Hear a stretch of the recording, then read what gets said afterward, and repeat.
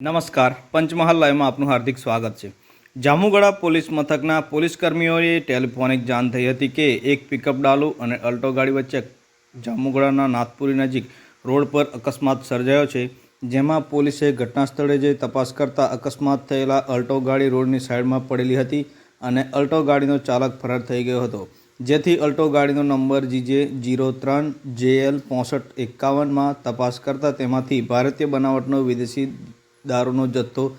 જેમાં ગોવા વિસ્કી પ્લાસ્ટિકની બોટલ નંગ 96 જેની કિંમત ₹45,120, એક અલ્ટો ગાડી જેની કિંમત 1 લાખ આમ કુલ મળી ₹1,45,120નો મુદ્દામાલ ઝડપી ફરાર અલ્ટો ગાડીના ચાલક સામે પ્રોહિબિશનનો ગુનો નોંધી કાયદેસરની કાર્યવાહી હાથ ધરવામાં આવી છે। પંચમહાલ લાઈવ, રસિક બારિયા, જાંબુગોડા।